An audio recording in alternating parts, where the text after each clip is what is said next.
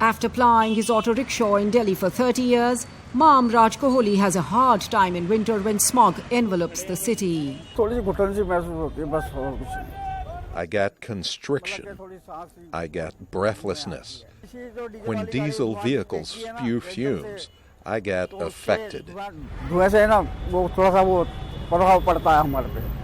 Health professionals have expressed alarm about the city's hazardous air, saying even a healthy resident's lungs can resemble that of a smoker after some years. The culprit? Concentrations of fine particulate matter that often exceed 15 times the safe limit.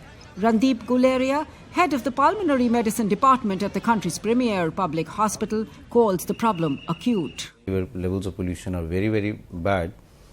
The admissions goes up significantly for people who have respiratory problems and even cardiac problems. The toxic air is the result of several sources, such as construction dust and smoke from burning trash. But the biggest contributor is the fumes from the 9 million vehicles that clog Delhi's streets.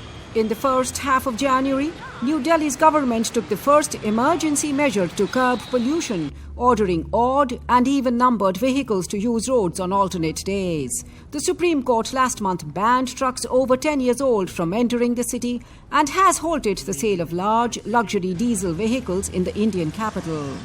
Environmentalists are urging longer-term measures, such as scaling up the city's notoriously poor public transport.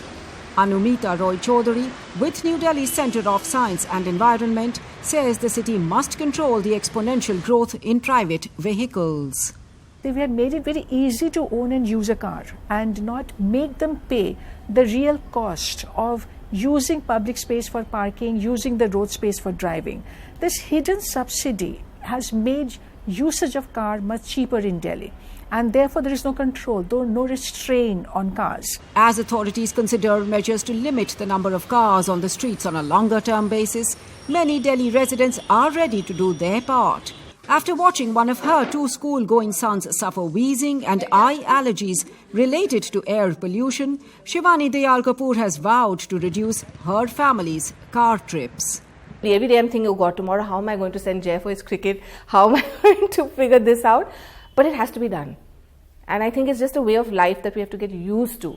Environmentalists hope such changing attitudes will give momentum to the small start at tackling the problem.